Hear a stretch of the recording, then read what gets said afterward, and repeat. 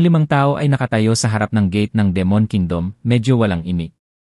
Ang matangkad na lalaking nakaitim ang unang nagsalita. Mukhang nandito kayong lahat para sa bagay na ito. Sabi niya at sinulyapan ang malaking entrance door sa Demon Kingdom. Ang estranghero na may ginintuang pakpak ay nagalit at bumuntong hininga. Ito ay isang kayamanan na kabilang sa niebe na talampas. Sino ka, at maglakas loob na kunin ang iyong mga kamay dito? Pinagsalikop ng dispenser ang kanyang mga kamay at sinulyapan ang lahat ng naroroon. Lahat, hindi ko alam kung saan mo nakuha ang balita. Pero hindi ka dapat pumunta sa lugar na ito kung hindi mo makukuha ang pagpapala ng mga Diyos at Bodha. Malumanay ang kanyang tono, ngunit may hindi maikakailang kapangyarihan dito. Masiglang tawa ang nanggaling sa bibig ng matangkad na estranghero. Hahaha! Hindi mahalaga kung ano ang sinabi mo tungkol sa bagay na ito. Ayon sa iyo, ang kayamanan ay dapat na nasa taong may kakayahang iyon. Kailan nagkaroon ng karapatan si Tantra na kunin ang mga kayamanan ng mga sinaunang tao bilang kanilang sarili? Ang lalaking nakasuot ng ginintuang damit ay itinaas ang kanyang espada pabalik-balik, ngumiti ng mahina, at walang sinabi, ngunit ginawa rin niyang malinaw ang kanyang saloobin. Si Zhang Yi ay nanatiling tahimik, ngunit hindi nagpakita ng intensyon na umatras. Ang kasalukuyang sitwasyon ay nakaramdam siya ng kaunting pressure. 5 Epsilon-level powerhouses ang lumitaw sa timog kanlurang rehiyon sa parehong oras. Ang pinagsamang puwersa ng naturang puwersa ay sapat na upang i-bulldoze ang anumang katamtamang laki ng bansa sa mundo. Ngunit sino sila? Palihim na nag-isip si Zhang Yi sa kanyang puso, inihambing ang mga taong ito sa Epsilon na kilala niya. Sa kasamaang palad, lahat sila ay gumagamit ng mga intelligent system na voice-changing device at ang kanilang mga accent ay hindi maaaring makilala. Kumunot ang noo ng lalaking may buhok at sa wakas ay lumitaw sa kanyang mga mata ang galit. Hindi ka ba talaga alis? Ang matangkad na estranghero ay nagkibit balikat at mumisi, bakit tayo alis? Ang mga sinaunang guho na ito ay hindi kabilang sa iyong tantric sect. Galit na sinabi ng Golden Winged Stranger. Kalokohan, ito ang mga guho ng demonyong kaharian na pinigilan ng ating ninuno na si Haring Jesar. Ang tarangkahang ito ay patunay na ito ay kabilang sa ating Snowy Plateau. Kapag nakaharap sa mga tagalabas, ang Golden Winged Stranger at ang distributor, na orihinal na nakikipagdigma sa isa't isa, ay nakatayo sa parehong panig ng walang pag-aalinlangan. Tinuro niya ang malaking pinto. Isang sinaunang pakiramdam ng bigat at isang malakas na pakiramdam ng kamatayan ang dumating sa pintuan. Hindi ko alam kung gaano karaming dugo ng mga tao ang ginamit ni Haring Jesar ng lihim na paraan ng Tantra para ibuhos ang tarangkahang ito noong una niyang itinayo ito. Si Zhang Yi ay nasaksihan ng kanyang sariling mga mata ang proseso ng paggawa ng mga sandatang mahika sa Tantric Buddhism. Ang antas ng pagkadugo ay nagpapasinghap ng mga tao. Sa wakas ay nagsalita ang lalaking nakasuot ng gintong damit sa oras na ito. Itinuro niya ang pinto, pwede mong alisin ang pinto. Pero ang mga bagay sa likod ng pinto ay dapat iwan. Mukhang hindi na napag-uusapan ang sitwasyon. Ang taong namamahagi nito ay pinagdikit ang kanyang mga kamay at binibigkas ang pangalan ng Bodha. Biglang may lumakas na kapangyarihan ang lumabas sa kanyang katawan. Kasabay nito, mula sa Sangja Temple sa di kalayuan, 3,000 prayer tower ang nagsimulang umikot ng mabilis. At ang mga tipak ng mahiwagang kapangyarihan na hindi nakikita ng mata ay tumaas sa kalangitan at pumasok sa mga bundok na natatakpan ng niebe. Ang kapangyarihang ito ay hindi nakikita ng iba, ngunit si Zhang Yi at ang iba pa ay nakikita ito ng malinaw. Dahil dito ay natigilan si Zhang Yi. Naisip niya ang maalamat na kapangyarihan ng insenso, ngunit ito ay isang bagay lamang sa mga alamat at walang sinuman ang nagseryoso dito. Gayunpaman, ang kapangyarihan na natanggap ng nagniningning sa oras na ito ay malinaw na nagmula sa pagpapala ng Sangja Temple. Hindi mahigpit na pagsasalita, ito ay ang pagpapala ng pananampalataya mula sa tantric mananampalataya sa buong snow-covered talampas. Hindi kaya may mga tinatawag ba talagang Diyos sa mundong ito? Nayanig ang pananaw ni Zhang Yi sa mundo. Ngunit gaano man kahiwaga ang mga bagay, tila napakanormal ang mga ito sa mahiwagang lugar na ito tulad ng Snowy Plateau. Ang kapangyarihan sa loob ng lumalabas na tao ay patuloy na lumalakas. Sa oras na ito, lubos na nakatitiyak si Zhang Yi na siya ang pinuno ng libing ng sekta ng Tantric. Kung hindi, paano ito mapapala ng buong sekta ng Tantric? Lalong lumalakas ang kanyang aura, napakalakas na kahit si Zhang Yi ay nakakaramdam ng kaunting problema. At least, may power index siya na 20,000 points. Pero sa simula, 15,000 points lang ang pinaka-feeling na binigay niya sa akin. Ito ba ang kapangyarihan ng Tantra? Palihim na sabi ni Zhang Yi sa kanyang puso. Sa kabutihang palad, ngayon, nakuha na niya ang diwa ng ritual at nakuha ang Hidden Dragon Armor. Ang kanyang lakas ay napabuti din ng husto, na umabot sa isang kahangahangang 18,000 puntos. Kahit na humarap ka sa isang alien na may power index na 2,000 puntos na mas mataas kaysa sayo, makakatakas ka pa rin ng hindi nasaktan kung hindi mo siya matatalo. Nang makitang imposibleng hikayatin ang lahat na umalis, direktang pinili ng Burial Master na kumilos. Mayroon siyang ganoong kapital. Sa Snowy Plateau, na may basbas ng Tantric Buddhism, makakapagbigay siya ng 20,000 point Black Tank level na lakas. Nang makitang kikilos na ang direktor ng punerarya, naging seryoso rin ang mga ekspresyon ng ibang tao. Maging ang matangkad at mayabang na estranghero ay nagtaas ng kanyang mga kamay. Isang malaking one-handed shield at isang Black Knight Sword ang lumitaw sa kanyang kamay. Hinampas ng matangkad na estranghero ang kalasag gamit ang kanyang mahabang espada at tumawa ng malakas. Halika, halika, tingnan ko kung gaano kalakas ang Burial Master ng Tantric Sect. Gaya ng inaasahan, pinili agad ng Burial Master na atakihin ang matangkad na estranghero. Ang kanyang katawan ay nababalot ng mga superpower na napakayaman na halos sila ay malaki. Tulad ng isang tunay na Diyos o Buddha, hinampas niya ang isang palad na puno ng nakakatakot na kapangyarihan na tinamaan ang matangkad na estranghero. Sa isang iglap, ang lambak na ito, na ilang libong metro kwadrado lamang, ay napuno ng gintong liwanag tulad ng tsunami sa ginintuang karagatan. Tumawa ng malakas ang matangkad na estranghero.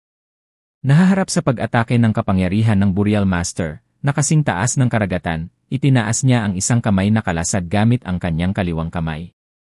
Ang ginintuang agos ay sumugod, ngunit inilihis sa sandaling ito ay humarap sa kalasad. Ngunit napaatras pa rin ng bahagya ang mga yabag ng matangkad na estranghero dahil sa matinding impact. Lumipad ang puno ng libing, puno ng habag ang kanyang mga mata. Siya ay may puso ng isang bodhisattva at gumamit ng mga dumadagundong na pamamaraan.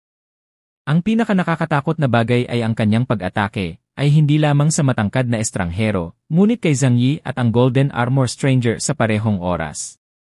Isang palad na kasing amo ng Jade ang nakaunat, at isang malaking kamay ni Buddha ang bumaba mula sa langit upang takpan silang tatlo. Isang panunuya ang lumitaw sa sulok ng bibig ni Zhang Yi. Kahit na sila ay may lakas ng isang itim na kalesa, ang Burial Masters ay minamaliit sila ng isa laban sa tatlo. Ang iba ay hindi alam ni Zhang Yi, ngunit ang lakas ni Gao Dairen ay tiyak na hindi bababa sa 16,000 puntos. Ngunit sa oras na ito, ayaw ibunyag ni Zhang Yi ang kanyang pagkakakilanlan. Naglabas siya ng mahabang kutsilyo na gawa sa adamantium metal, at ang kapangyarihan ng itim na void ay nag-apoy sa paligid niya gamit ang isang sword, tunog, at para siyang Dark Knight na naglalakad palabas ng impyerno.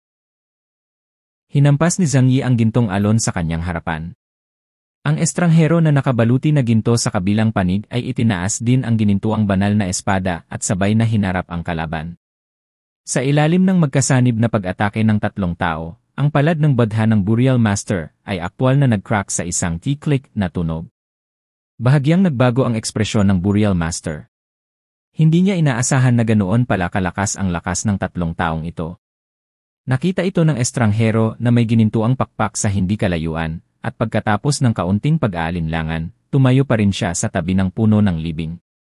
Ang mga gintong pakpak ay nakaturo sa kalangitan, ang malalaking pakpak ay ganap na nakabuka, at ang mga pakpak ay umabot ng higit sa 10 metro. Peng! Sa isang tunog, ang mga ginintuang pakpak sa kalangitan ay parang matalim na espada, na bumaril patungo sa matangkad na estranghero sa dulong kaliwa. Ang sitwasyon sa pinangyarihan ay 3-2. Ang Burial Master at ang isa pang lalaki ay parehong lokal na estranghero mula sa Snowy Plateau at magkakilala. Sa kanilang pananaw, ang mga kayamanan ng Demon Kingdom ay kabilang sa kanilang Tantric Sect, at syempre imposibleng makuha ng mga tagalabas ang kanilang mga kamay dito. Sa makatuwid, kahit na hindi malinaw kung sino ang mga taong ito, silang tatlo ay kasalukuyang may parehong posisyon, na nagpapili sa kanila na magsanib puwersa upang labanan ang Burial Master at ang Golden Winged Stranger. Naramdaman ng matangkad na estranghero ang panggigipit ng Burial Master, at ang estranghero na may ginintuang pakpak ay nagpaulan ng mga balahibo, dumiretso sa kanya. Biglang humagalpak ng tawa ang matangkad na estranghero.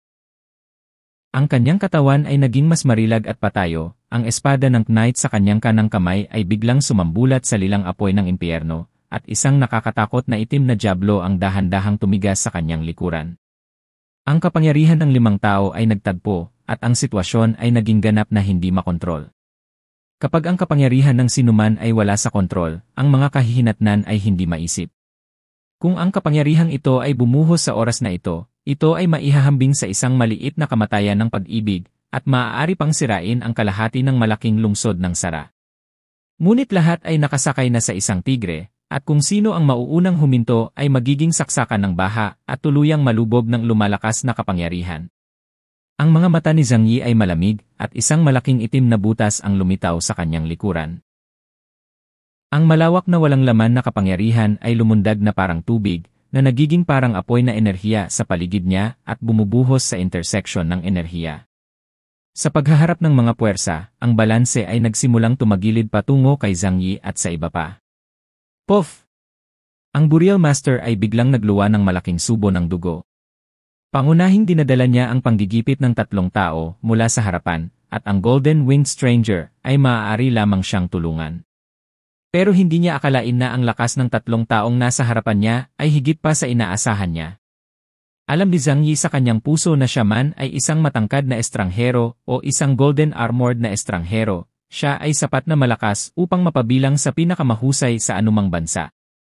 Ang mga taong ito ay malamang na narito para sa mga kayamanan ng Demon Kingdom. Ngunit saan nila nakuha ang balita? Naisip ito ni Zhang Yi at nag-isip ng isang posibilidad. Sinabi ng 4 na malalaking pamilya na hindi nila sasabihin ang mga sikreto ng mga kayamanan ng Demon Kingdom, kaya kahit si Sheng Jing ay hindi nakatanggap ng anumang balita. Gayunpaman, kung humingi ng tulong si Tsupaji Jesang kay Zhang Yi, hindi ba papayagang humingi ng tulong ang ibang puwersa sa Snowy Plateau? Ang gulo na to. Si Zhang Yi ay walang dagdag na oras para isipin ang mga problemang ito ngayon. Sa lugar na ito na may radius na higit sa 1,000 metro, ang nakakatakot na kapangyarihan ay naging isang malapot na anyo na lubhang hindi matatag at sasabog anumang oras. Matapos sumuka ng dugo ang Burial Master, ang kanyang mukha ay namutla saglit, ngunit hindi nagtagal, ang kapangyarihang ipinadala mula sa 3,000 prayer tower sa Sangjia Temple ay nagpagaling sa kanya tulad ng dati. Bilang reincarnated Lord of the Corpse Forest, nakaipon siya ng libu-libong taon ng mga paniniwala ng Tantric. Hindi na siya matatawag na tao, at ang katawang ito ay tagadala lamang ng Panginoon ng kagubatan ng bangkay. Hanggat hindi nawawala ang pananampalataya, hindi ito masisira. Halos wala na sa kontrol ang marahas na kapangyarihan. Gayunpaman, sa sandaling ito, ang mga halimaw na nakaukit sa malaking gate ng Demon Kingdom ay napalingon lahat at tumingin dito. Ang mga sinaunang ninuno na nakaukit sa tarangkahan ng Demon Kingdom ay tila muling nabuhay, ibinaba ang kanilang mga ulo at tinitigan ang mga tao makalipas ang libu-libong taon. Biglang sumilay ang kakaibang ngiti sa mukha ng Burial Master. Ang kanyang mga kamay ay nakabuo ng selyo, at biglang, ang lumalakas na kapangyarihan ay tila nakahanap ng saksakan at sumugod patungo sa puno ng libing. Ang nakakatakot na kapangyarihan ay ganap na nilamon ang Burial Master. Pumikit siya at mumiti. Ang puwersang iyon ay tumagos sa kanyang katawan, at pagkatapos ay direktang tumama sa tarangkahan ng Demon Kingdom. Nanlamig ang mga mata ni Zhang Yi, hindi, lahat tayo ay sinamantala niya. Ang Golden Winged Stranger ay umatras na sa gilid, malamig na pinapanood ang lahat ng ito.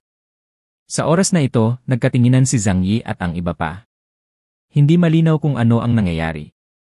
Ang lahat ng ito ay pinlano ng Burial Master.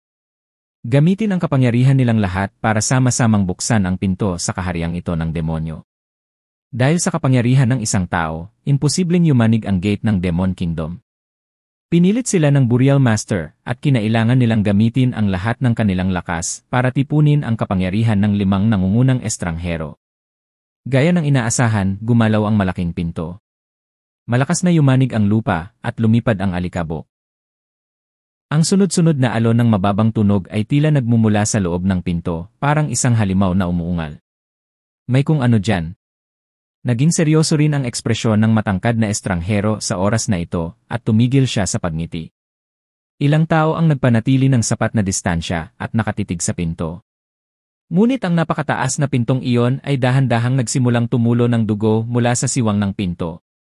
Ang napakalapot na dugo ay dahan-dahang lumabas sa siwang ng pinto, nabahiran ng pula ang mga eskultura at halimaw ng mga sinaunang ninuno na parabang ang mga demonyo ng sinaunang demonyong bansa ay nabuhay na mag-uli.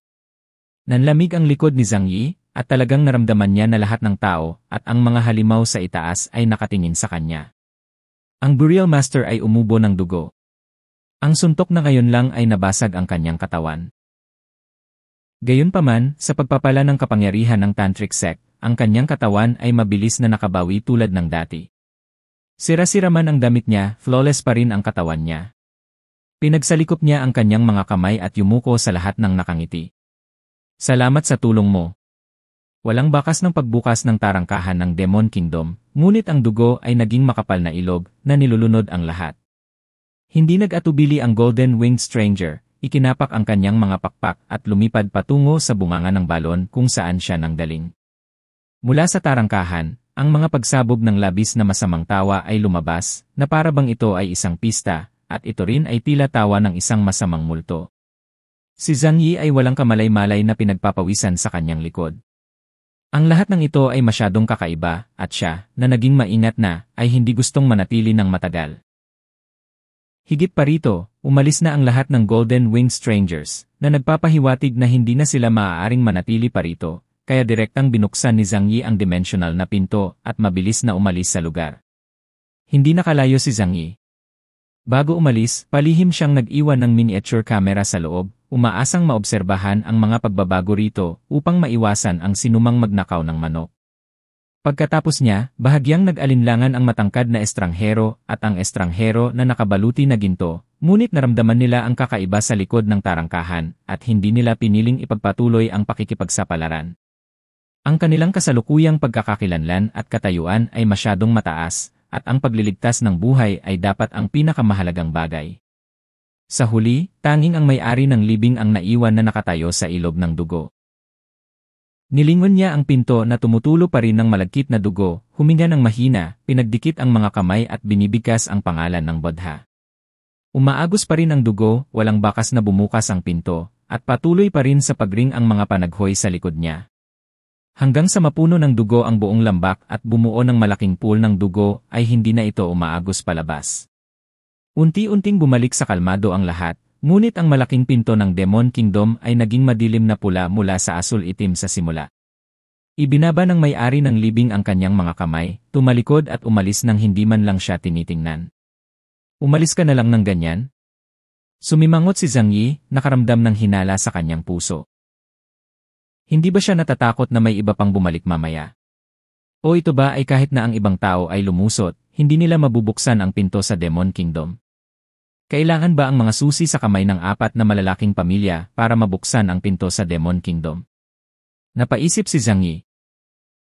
Ang Burial Master at ang Golden-Winged Stranger ay parehong umalis sa gate ng Demon Kingdom na ngayon ay naging isang malaking pool ng dugo. Medyo na-curious si Zhang Yi, ngunit hindi siya naglakas loob na lumapit ng sapat upang suriin.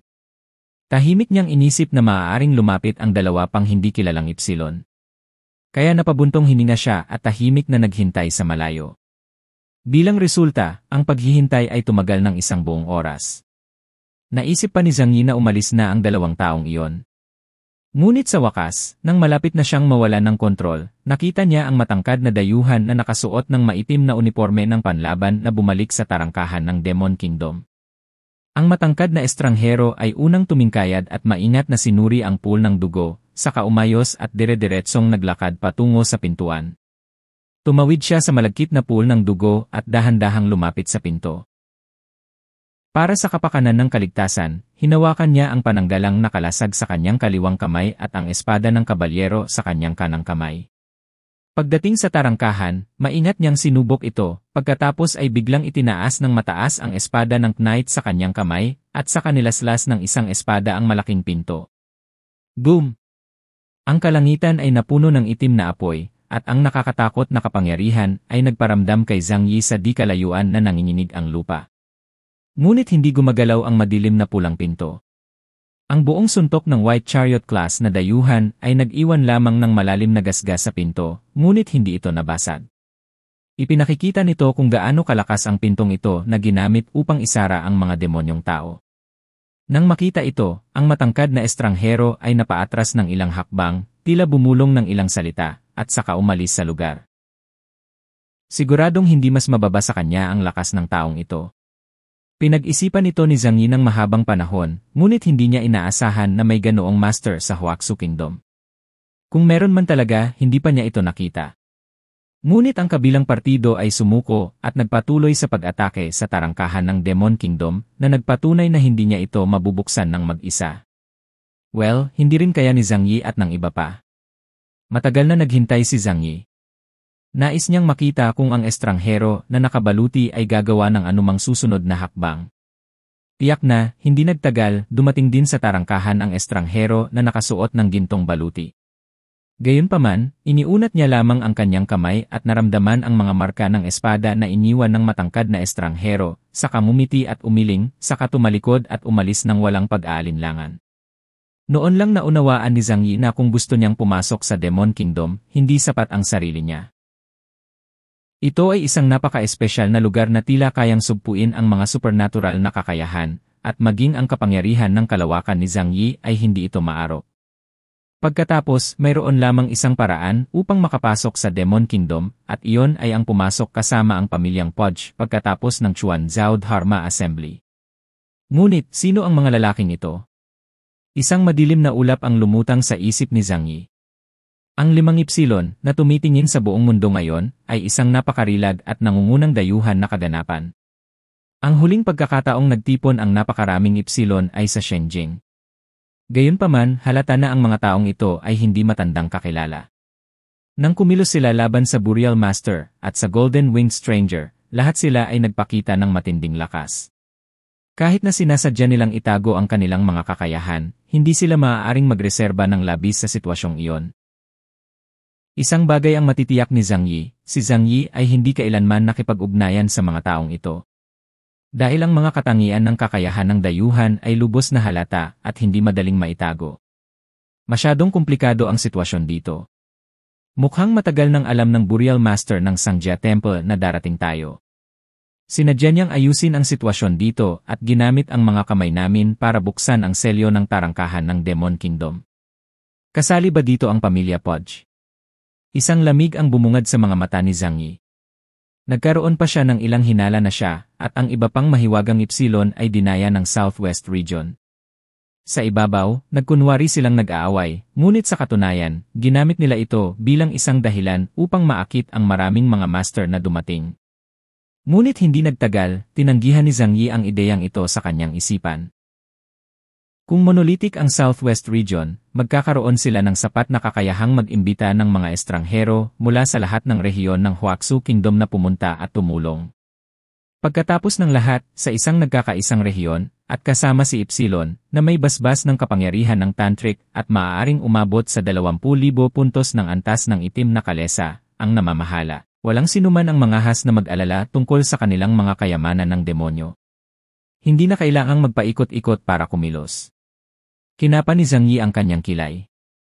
Ang tanong na ito ay medyo komplikado. Ilang sandali pa ay magulo ang isip niya kaya hindi siya makapag-isip ng maayos. Kaya nagpasya siyang bumalik kay Yang Xingxin para pag-usapan muna ito at tingnan kung anong payo ang maibibigay niya. Kung tungkol sa gate patungo sa Demon Kingdom, walang makakapasok dito ngayon kaya abangan natin. Isang linggo na lang ang natitira bago idaos ang Chuan Zhao Dharma Conference, na sapat na oras para magawa nila ang maraming bagay. Pagkatapos mag-isip tungkol dito, tumalikod si Zhang Yi, ginamit ang matalinong sistema upang matukoy ang kanyang posisyon, binuksan ang dimensional na pinto at lumabas ng Snowy Mountains. Sa kabilang panig, sina Liang Yu at Muyan ay nag-imbestiga sa buong teritoryo ng pamilya Paji. Labis silang naiinis sa kriminal na pag-ugali ng pamilyang Podge. Ngunit sa oras na ito ay hindi sila nangahas na kumilos ng padalos-dalos. Ngunit sa oras na ito, ang isa sa mga campsite ni Podge ay inatake ng mga rebelde. Nagkatinginan sina Liang Yu at Muyan at agad na nagpa siyang pumunta at tingnan. Ang Resistance Army ay isang puwersang sibilyan sa Southwest Region at tinatawag na pinagmumulan ng kaguluhan sa Snowy Plateau ng apat na pangunahing punong puwersa. Ngunit sa oras na ito, ang pagmamasid sa ginagawa ng pamilya Paji ay nagpaisip kay Liang Yu at Muyan tungkol sa kahulugan ng pagkakaroon ng mga rebeldeng iyon. Marahil, ang mga rebeldeng lumaban sa apat na pinuno at Sangjia Temple ay maaaring kumatawan sa hustisya. Ang hustisya na ito ay kailangan pang ilagay sa mga panipi. Bago makipag-ugnayan sa kanila, walang makapagsasabi kung sila ay mabuti o masama. Kaya naman, mabilis na dumaan sina Liang Yu at Muyan, naghahanda na mag-espiya ng palihim. Ito ay isang kampo kung saan nakatira ang mga serf, at ang lugar ay karaniwang binabantayan ng mga pribadong sundalo. Gayunpaman, sa gabi, walang gaanong pribadong sundalo na nagpapatrol, ilan lamang ang naglalakad na may dalang baril. Sa talampas na nalalatagan ng nyebe, hindi nag-aalala ang mga pribadong sundalo na makatakas ang mga surf na ito. Dahil kung aalis sila dito, wala silang mapupuntahan. Bagamat sila ay namumuhay na parang baboy at aso dito, at may panganib na maging sakripisyo ng sakripisyo, anumang oras, maaari silang mabuhay ng mas matagal. Ngunit kung walang proteksyon ng apat na pinuno, wala ni isa sa kanila ang makakaligtas sa isang araw. Ito ay tulad ng isang kawan ng mga tupa na pinalaki ng isang magsasaka.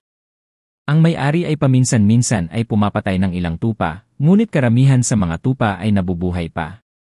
Maaaring patayin ng sinuman ang mga tupa na umalis sa bukid. Maging ang commander ng private guard ay minsang nagbiro. Para sa mga surf na ito, hindi na kailangan ng mga kadena upang pigilan sila. Kailangan mo lamang gumuhit ng isang bilog sa nyebe gamit ang isang stick, at mananatili sila sa loob ng masunurin at hindi kailanman maglakas loob na maubusan. Hindi nila ito iisipin bilang isang hawla, ngunit bilang isang proteksyon para sa kanila.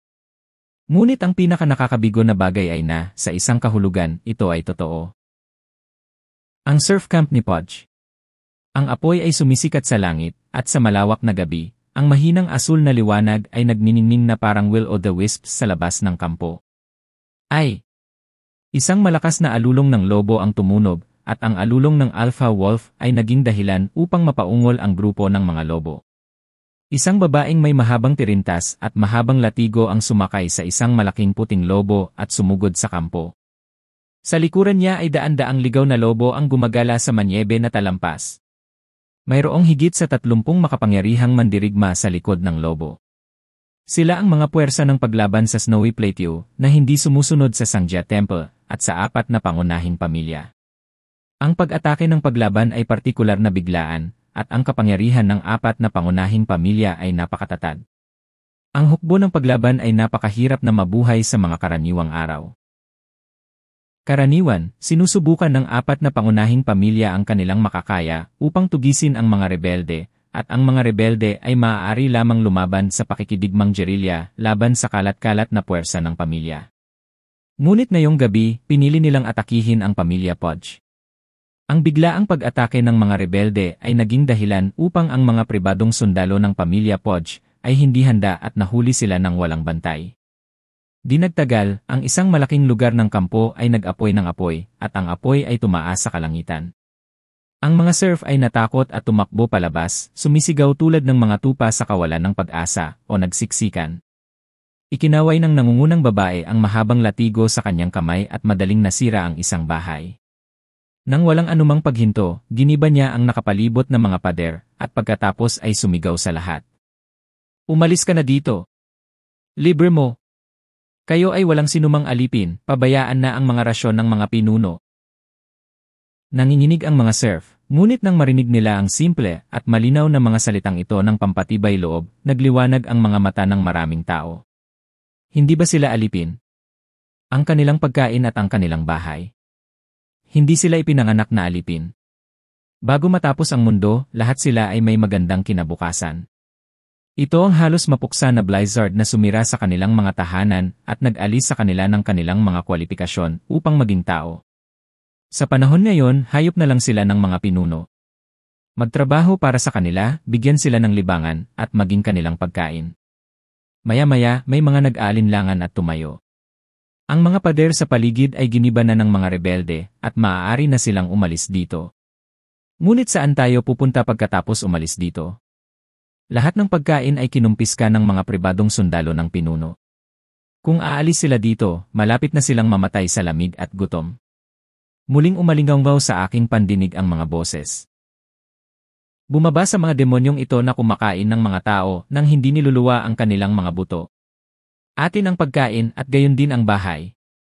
Sa pamamagitan lamang ng pagpatay sa kanilang lahat maaari tayong mabuhay ng isang magandang buhay. Para sa ating sarili at sa ating mga pamilya, kumuha ng mga armas at labanan sila. Ang matapang ay nasa Minoria.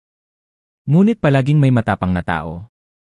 Lalo na kapag may mga huwaran sa harap mo, mas madaling ma-inspire ang fighting spirit ng mga tao. Yaong mga pribadong sundalo na nagmamadaling bumangon upang salubungin ang kalaban ay pinatay ng mga rebeldeng sumugod sa kalaban na parang mga melon at gulay. Ang magiting na babaeng pinuno ay iwinagayway ang mahabang latigo sa kanyang kamay, at sa isang suntok, naputol niya ang ilang pribadong sundalo sa dalawa gamit ang kanilang mga baril sa isang iglap. Ang mga rebeldeng sumusunod sa kanya ay parang mga lobo at tigre, hindi banggitin ang isang malaking bilang ng mga kontroladong lobo na umaatake din sa mga pribadong sundalo ng pamilya Podge. Ayoko na maging baboy o aso. Isang batang alipin ang pumulot ng baril mula sa puno ng dugo, umungal ng galit, at pagkatapos ay itinutok ang baril sa mga pribadong sundalo sa hindi kalayuan. Hindi inaasahan ng mga pribadong sundalong iyon na maglalakas loob ang mga serf na lumaban. Mahina ang pagiging marksman ng batang serf, ngunit ang paggamit ng submachine gun sa malapitan ay magiging epektibo hanggat alam niya kung paano hilahin ang gatilyo. Ilang pribadong sundalo ang pinagputol-putol sa lugar. Nang sila ay mamatay, ang kanilang mga mukha ay puno ng takot at kawalang paniwala. Tila nakalimutan na nila na ang mga taong inalipin nila na parang baboy at aso sa nakalipas na 2 taon ay tao. Mga taong katulad nila. Sa paglipas ng panahon, ang mga tao ay maaapektuhan ng kapaligiran at magiging manhid, ang mga tao ay hindi na magiging tao, at ang mga baboy at aso ay hindi na magiging baboy at aso. Sa kamatayan lamang totoo ang takot. Mabilis na pumunta rito sina Liang Yu at Muyan sa pamamagitan ng paggalaw ng anino. Nakita nila ang ginagawa ng mga rebelde mula sa malayo na nagpainit sa puso ni Liang Yu. Naman, sa ilalim ng dilim, may liwanag pa na mahirap itago. Ngunit binuhusan siya ni Muyan ng malamig na tubig mula sa gilid. Ang liwanag ay maaaring hindi nangangahulugang talunin ang kadiliman, at ang katotohanan ay hindi isang perpektong nobela. Miss Liang, hindi ka dapat maging pabigla-bigla. Walang kinalaman sa atin ang nangyayari dito. Ibinaba ni Liang Yu ang kanyang mga mata, alam ko ito, huwag kang mag-alala, hindi ako gagawa ng aksyon. Ngunit paano kung sabihin natin sa kanila ang lokasyon ng mga nakakulong na babae at hayaan silang iligtas sila? Sinabi ni Muyan, kailangang makinig ang mga tao sa iyong sinasabi. Sa katunayan, sa oras na ito, biglang tumalon si Liang Yu at sinabi na gusto niyang magbigay ng impormasyon sa iba, paano sila madaling maniwala. Marahil ay inakala nila na sila ay mga miyembro ng pamilyang Podge, na sadyang nangunguna sa paraan upang linlangin sila. Medyo nababalisa si Liang Yu. Talagang nag-aalala siya sa mga mahihirap na babaeng iyon at ayaw niyang makita silang patuloy na nagdurusa. Gayunpaman, hindi talaga natin maipakita ang ating mga ulo nang walang taros sa ngayon, kailangan nating maghintay ng pagkakataon. Ang pagdating ng mga rebelde ay nagdulot ng kaguluhan sa kampo. Ang mga pribadong sundalo na nagbabantay sa kampo ay nahuli, at ang mga taong napatay ay nahulog. Ngunit ito ang base camp ng pamilya Paji kung tutuusin, at hindi nagtagal ay inalerto ng kilusan dito si Paji Jesang. Matapos marinig ito, mahinahong nagtanong si Paji Jesang, nandito ba ang Snow Mountain? Ang punong katiwala na si Lebu ay nagulat, hindi, ang taong dumating ay tila ang batang babae na nagpapastol ng tupa, si Dolma. Mahinahong sinabi ni Paji Jesang, hayaan mong kunin ni Kyongda ang mga tao. Hulihin ang mga nararapat mahuli at patayin ang mga karapat-dapat na patayin. Sinunod ni Loeb ang utos at umatras ng hakbang-hakbang. Hindi nagtagal, lumabas ang tunay na piling tao ng pamilya Podge. Isang pangkat ng 20 karwahe ang lumabas mula malapit sa patio ng bahay ni Podge at dumiretso sa kampo ng mga alipin. Bagamat walang gaanong tao, ang mga kagamitan sa kalesa ay sobrang sopistikado. Ang bawat tangke ay nilagyan ng mabigat na machine gun. Ang pinakamahalagang bagay ay ang higit sa 100 sundalo sa tangke ay pawang mga dayuhan. At ang taong namumuno sa koponan ay isa sa ilang master ng pamilyang Podge, Kyongda. Dumating ang mga tropa ng kalesa sa magulong lugar. Si Kyongda ay isang lalaking maitim ang balat. Napasulyap na lang siya sa magulong kampo at nakita niya ang hindi mabilang na ligaw na lobo na tumatakbong ligaw sa kampo na nilalamon ang laman at dugo ng mga pribadong sundalo. Patayin! Malamig niyang utos. Ang machine gunner sa tangke ay hindi nag-atubili at direktang hinila ang gatilyo. Bumulwak ang asul na apoy mula sa mga busal ng mga baril. Napakahusay nilang nakipagtulungan at gumamit ng mga firepower net mula sa maraming direksyon upang palibutan ang karamihan sa mga pasukan at labasan ng kampo. Ang bala ay tumagos sa hangin, gumawa ng isang malupit na tunog, at pagkatapos ay may mga tunog ng puff. Puff! Puff! Habang ang bala ay tumagos sa laman at pagkatapos ay napunit ang laman at dugo. Para sa mga high-level alien, lalo na ang combat type alien, ang mga baril ay parang laruan lamang. Halos mga sundalo lamang ang gumagamit ng sandata na ito bilang kanilang pangunahing paraan ng pakikipaglaban. Maging si Zhang Yi ay gumagamit ng mga baril bilang daluyan upang makamit ang epekto ng pagpatay sa mga kaaway sa pamamagitan ng pagpapakawala ng mga supernatural na kapangyarihan. Ngunit sa katunayan, para sa karamihan ng mga ordinaryong tao sa mundong ito, at kahit na mga mababang antas na dayuhan, ang kabagsikan ng mga thermal weapon ay lubhang nakakatakot. Pinamunuan ni Kyongda ang mga piling tropa ng kalesa sa kampo kung saan sumalakay ang mga rebelde. Pagkatapos, nagsimula silang magpakawala ng walang awa na firepower sa buong kampo. Ang mga bala ay naging malakas na ulan ng apoy sa kalangitan sa gabi, walang awang bumaril patungo sa buong surf camp. Ang walang awa at walang pag-aalinlangang pag-atake na ito ay nagpalaki sa mga mata ni Liang Yu at hindi niya namamalayan na ikinuyom ang kanyang mga kamao. Sila napakalupit. Mahinahong sinabi ni Muyan, ganito dapat ang isang tunay na makina ng pagpatay, nang walang anumang emosyon, upang ito ay maging pinakamahusay na sundalo sa isang malupit na mundo. Tama si Muyan. Sa mata ng mga elite na sundalong ito, lahat ng tao sa kampo ay patay na. Hanggat ang kanilang pinakamalaking problema, ang paglaban, ay maaaring alisin, hindi mahalaga kung ang iba ay higit na mamatay. Sa katunayan, ang mga tao ay mga nilalang din na may malakas na kakayahan sa reproduktibo. Gaano man kalupit ang kapaligiran, ang ilan ay laging mabubuhay. At kung bibigyan sila ng isang hindi pinaghihigpitang kapaligiran, sila ay magpaparami ng walang prinsipyo. Tila hindi inaasahan ng mga rebelde na magiging ganito kalupit ang mga sundalong ito. Pero mayong nandito na sila, handa na si. Ang babaeng nakasakay sa Alpha Wolf ay iwinagayway ang latigo sa kanyang kamay, inilagay ang kanyang mga daliri sa kanyang bibig at bumuga ng malakas na sipol. Ang mga lobo ay agad na ginabayan niya at umatungal patungo sa mga karwahe. Ang mga rebelde ay hindi nakatakas dahil alam nila na kung sila ay makatakas, ang lahat ng mga tao sa kampo na nailigtas sa matinding kahirapan ay mamamatay.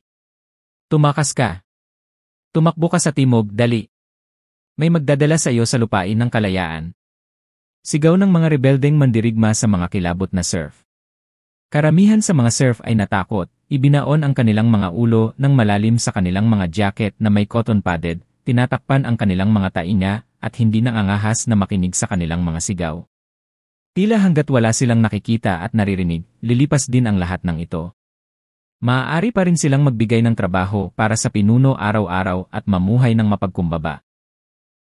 Ngunit alam ng ilang tao na ang pananatili dito ay tiyak na hahantong sa kamatayan. Makikita sa kilos ng mga karwahe na wala silang pakialam sa buhay at kamatayan ng grupong ito ng mga alipin. Sa makatuwid, sa ilalim ng patnubay ng mga rebelde, ang ilang mga tao ay nagsimulang tumakbo ng desperadong patungo sa malayo. Ang mga mag-aaral ni Dolma ay dahan-dahang naging isang layer ng malamig na ice blue at ang kanyang katawan ay nagsimulang magbago ng malaki. Tumubo ang puting buhok sa kanyang katawan at halos dumoble ang laki ng kanyang katawan. Ang kanyang mga braso, binti, baywang at tiyan malakas na umbok ng mga kalamnan. Siya ay naging isang puting werewolf, ngunit hawak pa rin ng mahigpit sa kanyang kanang kamay ang mahabang latigo. Pagharap sa makapal na graniso ng mga bala, iwinagayway niya ang latigo sa kanyang kamay. Crash! Isang patong ng sobrang lamig na hininga ang bumalot sa kanyang katawan, mabilis na naging isang singsing ng basag na yelo, at ang mahabang latigo sa kanyang kamay ay nakakabit din sa isang layer ng matutulis na yelo. Sa pagharap sa pag-ulan ng mga bala, inihagis niya ang mahabang latigo sa kanyang kamay, at hindi nagtagal, ang mahabang latigo ay direktang umabot ng 10-10 metro, at pagkatapos ay umikot sa paligid, na bumubuo ng airtight wall ng yelo at nyebe sa kanyang harapan. Ang mga bala mula sa mabibigat na machine gun ay hindi maaaring tumagos sa dingding na ito ng sirang yelo.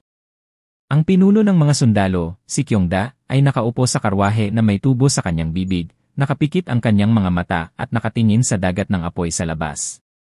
Ang digmaan, mga apoy, at ang mga hiyawan ng pagkamatay ng tao, ang gayong mga eksena ay nagpasigla sa kanya nang hindi mapigilan. Nang makita niya si Dolma, na unang humarang sa kanya, ang mga mata ni Kyongda ay sumambulat sa sobrang init at uhaw sa dugo na liwanag. Senior cadre ng Resistance Army, nahuli kita ngayon, at ito ay isang malaking tagumpay. Kahit hindi ka mabuhay, maaari ka pa ring mamatay. Sa talampas na nababalutan ng nyebe, ang mga armas na pinagkadalubhasaan ng 4 na pangunahing pamilya ng punong-puno ay hindi kasing unlad ng mga nasa rehiyon ng Jiangnan. Sila ay hindi gaanong karapat-dapat na pakilusin ang kamatayan ng pag-ibig. Sa makatuwid, kapag nakatagpo ng isang high-level na dayuhan, ang tanging paraan upang harapin ito ay ang pagpapadala din ng isang high-level na dayuhan. Kalmadong binuksan ni Kyongda ang pinto ng kotse at naglakad patungo kay Dolma na may matipunong katawan. Matagal nang nagkita silang dalawa at pareho silang may puot at bloodlust sa kanilang mga mata. Alam nilang kalaban ng isa't isa. Ang mga mata ni Zoma ay malamig at ang kanyang ekspresyon ay medyo solemn. Dahil alam niya ang lakas ni Kyongda. Sa pamilyang Podge, isa siya sa nangungunang 3 mandirigma sa mga tuntunin ng lakas ng pakikipaglaban na may superpower index na hanggang 9,700 puntos. Karaniwan, ang kanyang kapatid na si Bam ay haharapin ang mga kalaban sa antas na ito. Ngunit ngayon, pinangunahan ni Bam ang isang pangkat upang tambangan ang mga monghe ng Sangjia Temple, ngunit hindi na bumalik. Bilang huling paraan, maaari lamang niyang pamunuan ang koponan. Boom! Boom! Isang maliwanag na ngiti ang lumitaw sa mukha ni Kyongda. Mayroon siyang isang hanay ng mga ngipin na puti nyebe na partikular na kapansin-pansin sa gabi. Pinagsiklop niya ang kanyang mga kamao na parang nagsusuntok ng mga sandbag. At sa tuwing hahakbang siya pasulong, napupuno ng makapal na itim na usok ang hangin mula sa kanyang katawan. Ilang sandali pa ay bumalot sa buong katawan niya ang itim na usok. Nang lumabas siya mula sa usok, ang kanyang buong hitsura ay kapansin-pansing nagbago.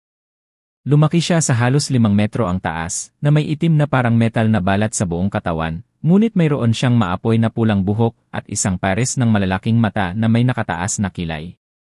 Si Kyongda, ang pinuno ng pribadong hukbo ng pamilya Podge, ay isang pinahusay na dayuhan na may codename ng Raging AS King Kong. Hoy! Puno ng galit ang mukha niya pero pilit nang umiti sa gilid ng bibig niya. Tumakbo siya sa lupa gamit ang kanyang mga paa at dumiretso sa Zoma. Isang rumaragasang bagyo ang agad na umahon sa lugar. Para makabili ng oras para sa mga nakatakas na surf, umungal din si Zoma at sumugod. Ang mga pinuno ng magkabilang panig ay lumaban ng sama-sama, at ang mga dayuhan na nasa ilalim nila ay mabilis na umalis sa field at nagsimulang maghanap para sa kanilang mga kalaban para sa isang malaking suntukan. Si Liang Yu at Muyan ay nagtago sa lihim at malinaw na nakita ang lahat ng ito. Kailangang bantayan ni Muyan si Liang Yu sa lahat ng oras para mapigilan siya sa padalos-dalos na paglabas sa anino upang tulungan ang paglaban. Naramdaman ni Muyan na maaaring gawin ni Liang Yu ang ganoong bagay. Sa kabutihang palad, si Liang Yu ay hindi na siya ang walang ingat na tao noon. Nagagamit niya ang kanyang utak para isipin ang sitwasyon. Ngunit ang kasalukuyang sitwasyon ay hindi optimistiko para sa paglaban. Sa paghusga sa epekto ng raid, nagdulot niya sila ng malaking pinsala sa surf camp ng pamilya Podge. Ngunit kung narito sila upang iligtas ang iba, magdudulot sila ng malaking pasanin sa kanilang sarili. Lalo na ang labanan sa pagitan ni Dolma at Kyongda ay ganap na mapanganib.